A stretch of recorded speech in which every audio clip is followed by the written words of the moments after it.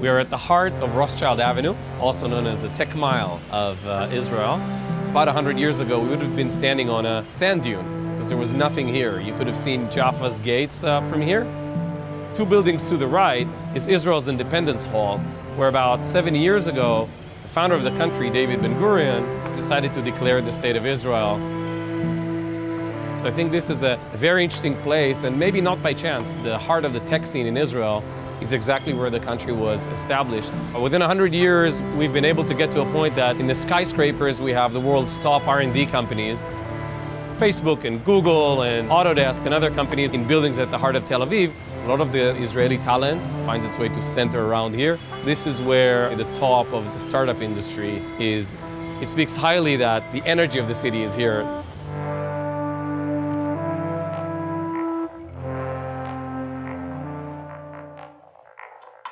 The creative guys which are doing all these startups don't want to live outside of the city. They want to live in downtown. They want to have urban life. They want to have coffee shops. They're looking for cities which are liberal, which are embracing people with all kinds of taste. You know, Tel Aviv, you can be male, you can be female, you can be gay, you can be lesbian, you can be transgender. Nobody gives a shit.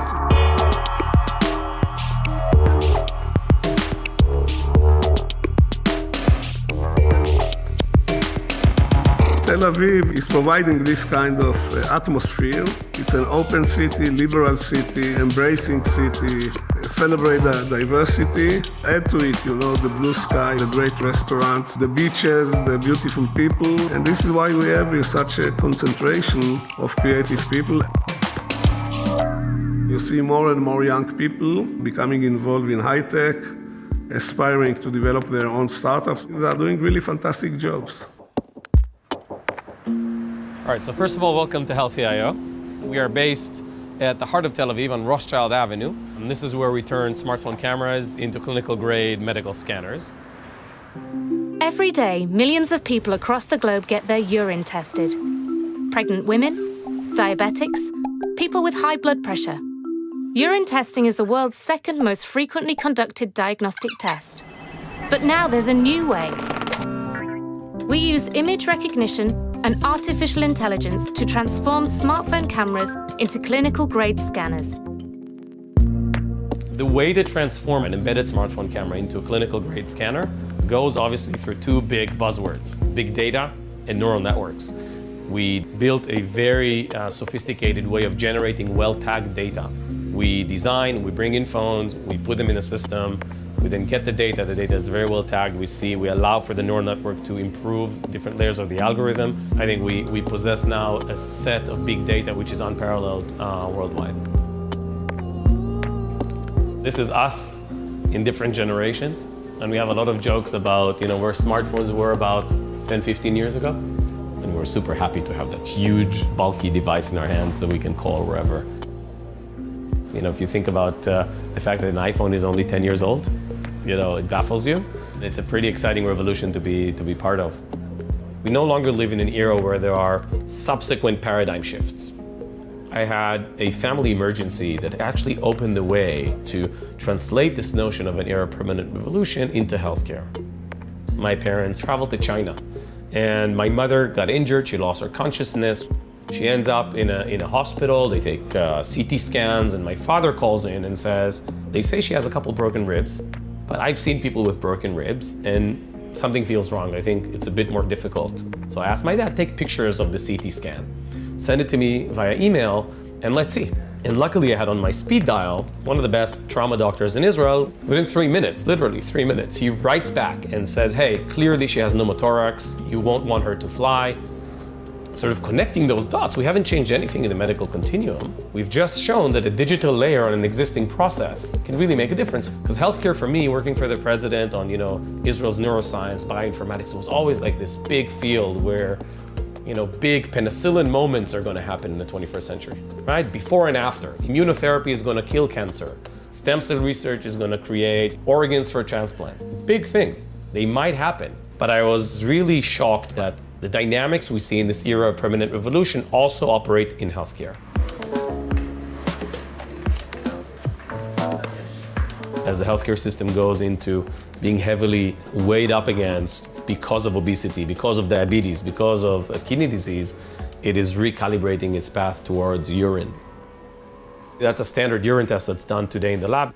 We wake up in the morning, stand in line, we give the prescription, we get an old cup, we go and pee in a cup, and then at the end of the day, they dip a stick, which is 35-year-old technology, changes colors accordingly, 10 different parameters measured in our urine, very important ones, dips and put it in this big scanner and does the scan, and we get very accurate reads.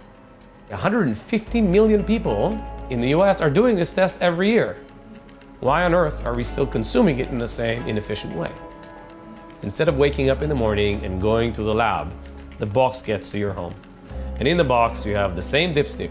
We don't know the lighting condition, we don't know the phone, the camera, but the interaction between the phone camera and the kit, and ultimately the cloud, obviously, delivers clinical grade accuracy. Scanning it with a phone within the app, and you're good to go. This company is not about urine testing. It's about generic color reconstruction in the service of healthcare, right? The idea of transforming embedded smartphone cameras into clinical grade scanners. It will be relevant for skincare, it will be relevant for eyes, it will be relevant for other issues related to urine and others. So the vision behind what we do is to have people who consume it on a mass scale enjoy a highly simplified version of exactly the same test. When you think about what an entrepreneur is, it's basically someone who sees the world with slightly different eyes. Most of us, often we don't even see the big problems around us because we take them for granted. If you have to ask what is the main trait of a startup ecosystem, it's a different attitude towards failure than exists elsewhere. Failure is the only way to success. If you can't fail, you can't succeed. Failing is part of this industry. Actually, I don't call it failing, I call it the cost of doing business. Because if you don't fail, you limit your downside, but you also limit your upside. You know, these things are coming together. Otherwise, everybody would be in the industry where the upside is high and the downside is low. Doesn't exist. You know, I was part of the Israeli negotiation team to Camp David, so is this a big enough fuck up to share with you? How do we talk about failure? How do we do it in a way that it's fun? 97% of startups fail. In some culture, it's a shameful thing. We keep talking about the 3% that actually did it, that made it. They made the exit, somebody bought them, they made a big sell, they're now in the stock exchange, but we're not talking about the 97% that fail. Basically, we bring 4 entrepreneurs once a month to talk about the biggest failure, and it's kind of incredible. We said, like, it's gonna be extremely ironic if we fail, because then we can say that we failed at fuck up night, but somehow it's just really successful. I'd like everyone to close your eyes. I want you to imagine someone who has no idea what the fuck is going on at any given time. Open your eyes and look at an Oleh Hadash. Nobody likes to fail. I cannot tell you it's very pleasant, you know. From my experience, I will tell you a secret, don't share it with everybody. It's much nicer to win than to lose. But you cannot win if you're not willing to lose sometimes. There's this Yiddish word called chutzpah, which I think also exemplifies a lot of the Israeli spirit. If you meet Israelis, they are very honest. Some people would say brutally honest.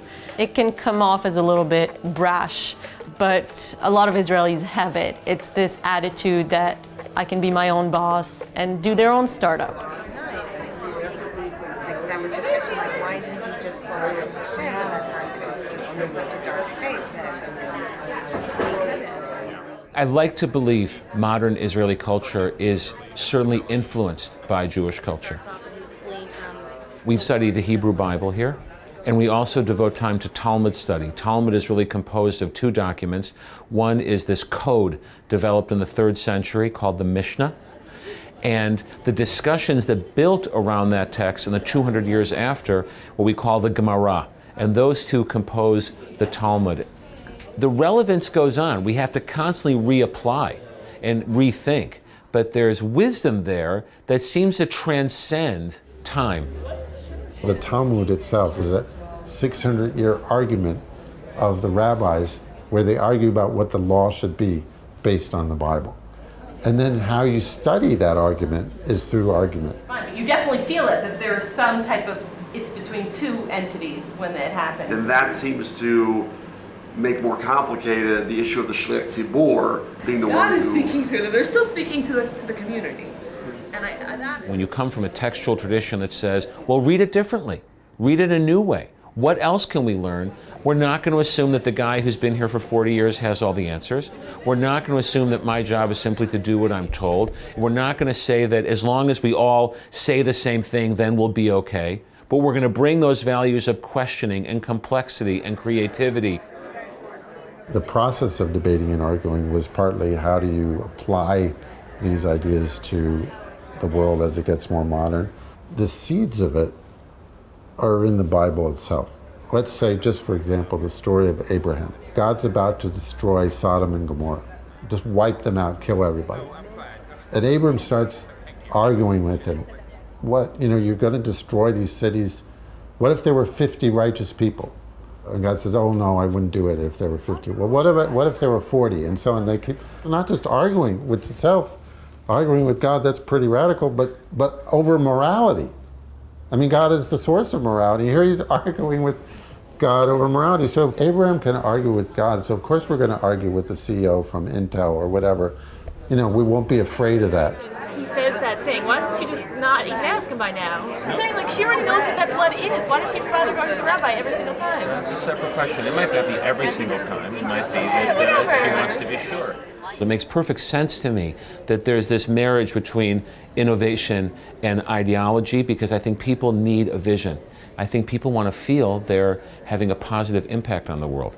High-tech innovators here realize they're not just doing something for themselves, but they're helping build the country. There's a vision of making society better, of improving life, of doing something meaningful. Making money is not enough. People are trying to explain what's going on in Israel, referring to the technology or to the military or to budgets or education. All of it is true, but all of it are the fuel. The question is, what is the spark plug? Because you have all these components all over the world. You have them in Germany, you have them in Japan. It's not enough. You need something else, and the something else has to do with things like culture, virtues, aspirations, the human component. And I think this is something which is very special to Israel. They wake up in the morning, they have madness in their eyes.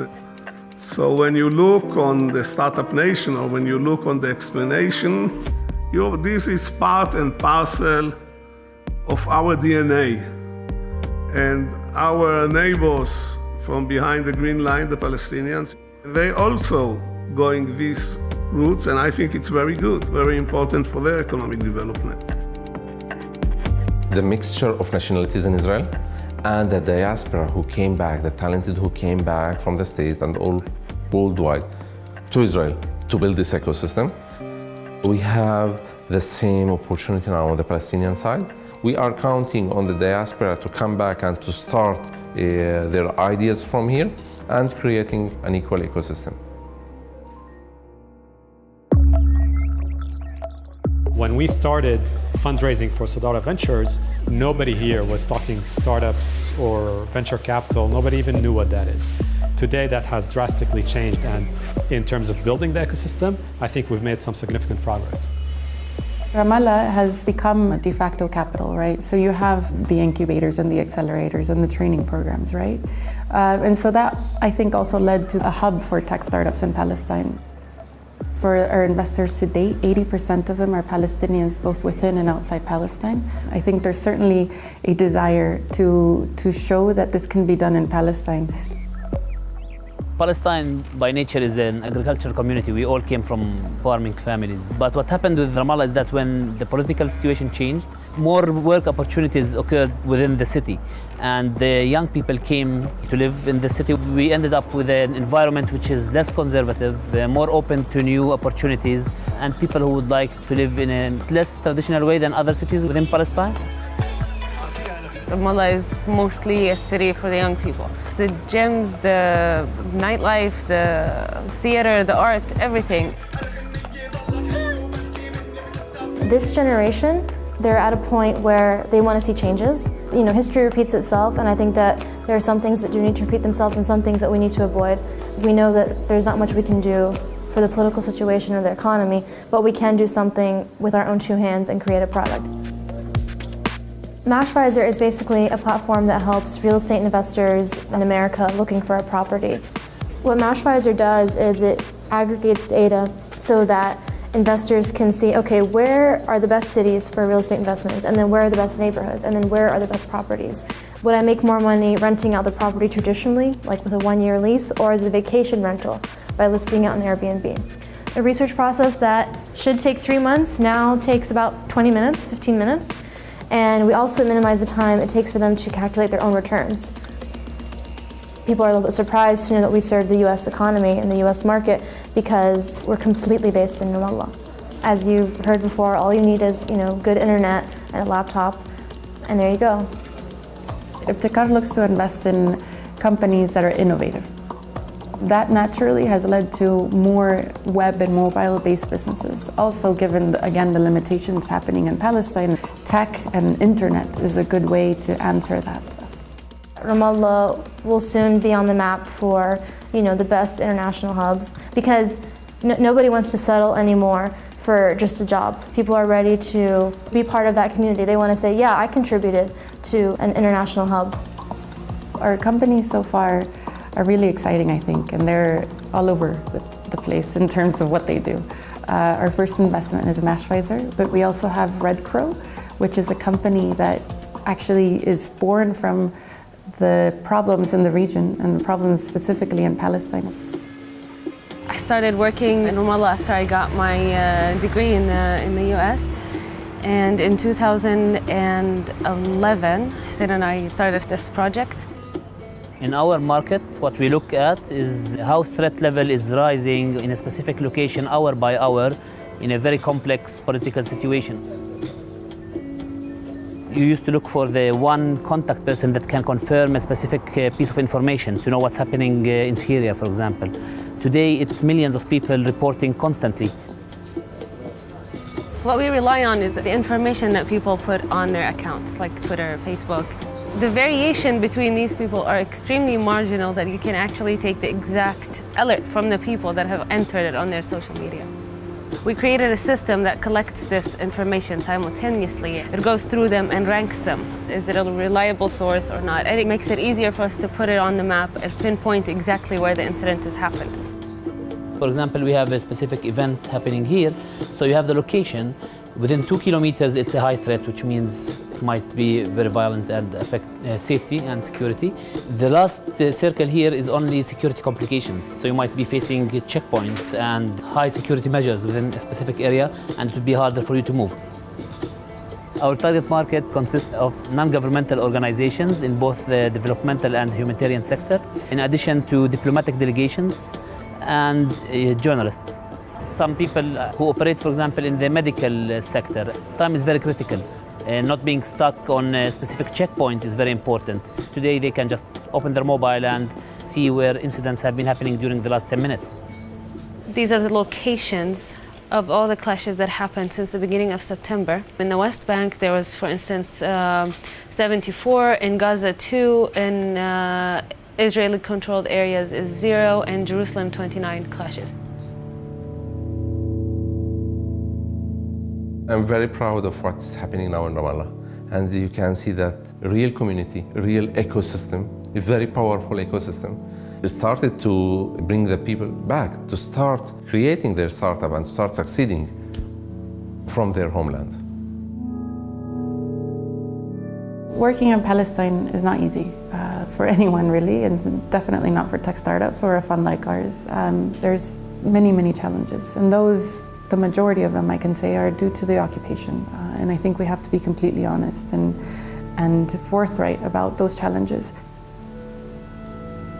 A company cannot import and export easily, which is why we focus on tech, right? In terms of people getting in and out, Peter, who is the CEO of Mashvisor, last time spent 2 days just trying to get back into the country. We don't have 3G still, and honestly, I don't think it's going to happen soon. So that technology, when we're developing apps, is really hindering us, right? If you can't test it easily, then it's very hard to develop an app. The legal system is not much oriented with the venture capital culture and the startups culture. Therefore, most of the investors ask startups to register their companies in the US. When you exit, all the tax money that you have paid, you haven't paid it inside your country, you've paid it somewhere else just because the laws of your country do not apply to your company, which is a pity. Hopefully, they'll be able to fix it before we exit.